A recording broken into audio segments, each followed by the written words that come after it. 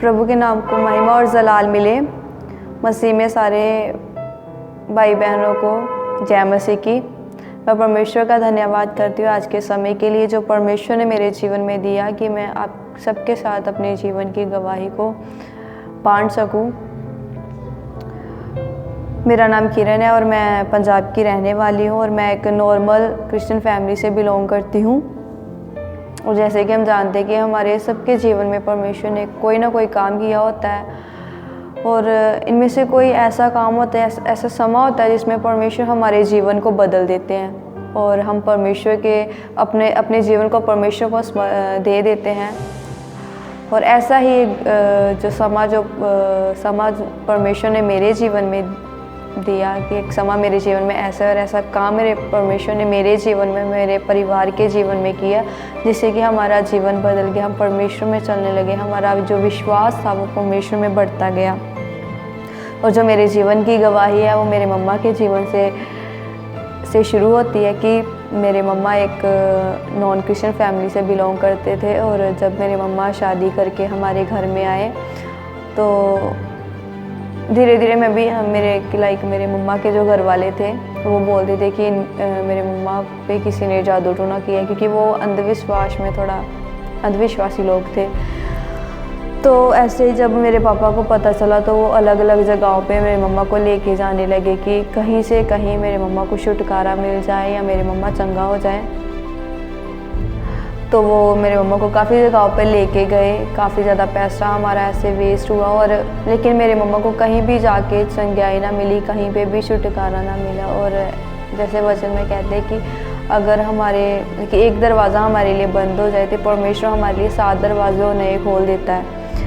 लेकिन जैसे कि जब मेरे मम्मा को पता चल गया कि हाँ मेरा कुछ नहीं हो सकता, मैं काफ़ी जगहों पे जाती हूँ, लेकिन मेरा पंडितों वगैरह के पास भी जाती हूँ, लेकिन चंगी आई नहीं मेरी। और कैसे मैं चंगी होंगी ऐसा कुछ नहीं था, आशा नहीं थी। जब पूरे एकदम से निराश हो गए सभी जगहों से, तो उन्होंने क्या किया कि उन्होंने प्रार्थना करनी शुरू की। क्योंकि मेरी जो फैमिली है वो एक नॉर्मल क्रिश्चियन फैमिली है कि मेरे पापा की फैमिली, तो उनके लिए ये था कि जैसे वो चर्च में जाते हैं, गिरजाघर में जाते हैं सिर्फ प्रार्थना के लिए, संडे जाते थे और वचन सुन के प्रार्थना करके आप वापस आ जाते थे। कि उनका जो विश्वास था वो एक तरह स्थिर नहीं था, कि वो पक्के विश्वासी नहीं थे अपने जीवन में।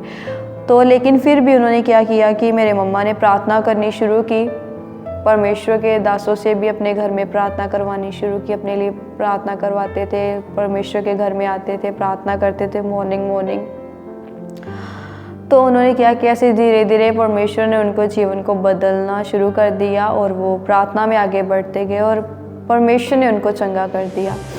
तो ऐसे ही अगर मैं अपने जीवन की तरफ आऊँ तो परमेश्वर ने मेरे जीवन को कैसे बदला कि मैं तब 9वीं कक्षा में पढ़ती थी और मैं हॉस्टल में थी।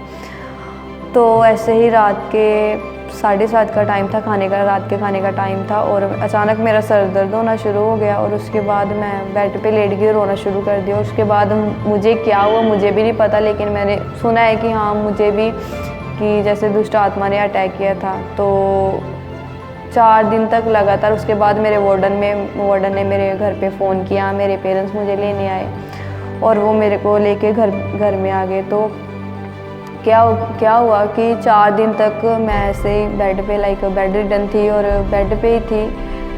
तो मेरे रिश्तेदार जो घर वाले थे वो बोलने लगे, क्योंकि वो पूरी तरह विश्वास में नहीं थे, लेकिन मेरे मम्मा को छोड़ के तो पूरी तरह विश्वास नहीं करते थे कि हाँ परमेश्वर भी चंगा कर सकता है। लेकिन क्या हुआ कि उन्होंने भी, मेरे घर वालों ने बोलना शुरू कर दिया कि हाँ इसको भी कहीं लेके जाओ, बाबा के पास लेके जाओ या ना पंडितों के पास लेके जाओ, कि कहीं ना कहीं, क्योंकि मेरी जो हालत थी ना वो बहुत ज़्यादा बुरी हो गई और मुझे था कि हाँ अभी मेरा टाइम बस है, मैं नहीं बचूंगी, मर जाऊंगी। तो मैंने ऐसा अपनी मम्मा को भी बोला। तो मेरे जो घर वाले थे वो बोलने लगे कि नहीं इसको भी कहीं पे लेके जाओ कि इसे भी चंगाई मिल जाए या चंगी हो जाए, कोई ना कोई तो रास्ता होगा। लेकिन मेरे मम्मा ने बोला कि नहीं, मैं अपनी बच्ची के लिए प्रार्थना करूंगी और परमेश्वर के दासों से भी उसके लिए प्रार्थना करवाऊंगी। और उसके बाद जिस दिन ये बात हुई हमारे घर में, लाइक फोर्थ डे। तो क्या हुआ कि तब परमेश्वर के दास हमारे घर पे आए, उन्होंने प्रार्थना की, मेरे मम्मा ने मेरे लिए प्रार्थना की। तो परमेश्वर ने उस समय मुझे शुक्र चंगा किया, और उस समय से लेके आज तक काफ़ी टाइम हो चुका है, लाइक 10-12 साल हो ही चुके हैं कि मैं एकदम ठीक हूँ, मुझे कुछ वैसी कोई प्रॉब्लम नहीं है फिर से। तो इसके लिए मैं परमेश्वर का धन्यवाद करती हूँ कि परमेश्वर ने मुझे चंगाई दी। और उसके बाद मैं भी बल्कि प्रार्थना करना शुरू किया, मैंने भी वचन को पढ़ना, एक गहराई से परमेश्वर के वचन को मैंने पढ़ना शुरू किया, परमेश्वर में आगे बढ़ती गई। और उसके बाद जब मेरी 12th कंप्लीट हुई तो परमेश्वर ने मुझे मौका दिया कि मैं वचनों की शिक्षा प्राप्त करने के लिए केरला में जाऊँ, और वहाँ पे मैंने अपनी स्टडी शुरू की। और जब मैं मेरा मतलब कि मेरा 1.5 साल का 1.5 ईयर था कि मैं वहाँ पे स्टडी कर रही थी, तो पीछे से मुझे ये न्यूज़ मिली कि मेरे मम्मा बीमार हैं, और 3 जनवरी 2019 को उनकी डेथ हो गई थी। और तब मैं वहाँ पे थी, और वो समय हमारे परिवार के लिए, मेरे लिए काफ़ी ज़्यादा मुश्किल था कि अभी लाइक मेरे लिए वो एक इंस्पायरेशन थे मेरे लिए, कि मेरी लाइफ में वो एक इंस्पायरेशन थे कि मैं उनको देख के परमेश्वर में बड़ी हूँ, उनको ही देख के उनको देख के मैं प्रार्थना करने लगी, और उनके विश्वास के कारण ही मैं आज तक ज़िंदा हूँ, जैसे मैं ऐसे विश्वास करती हूँ। और जब वो ना रहे तो लाइफ वाज फुली ब्लैंक, तो मेरे को कुछ नहीं पता था आगे मैं क्या करूँगी, क्योंकि मैं वापस आ गई थी, और मेरा ये भी नहीं था कि मैं वापस जा पाऊँगी या नहीं जा पाऊँगी। लेकिन परमेश्वर ने मुझे और मेरे पूरे परिवार को संभाल के रखा आज तक।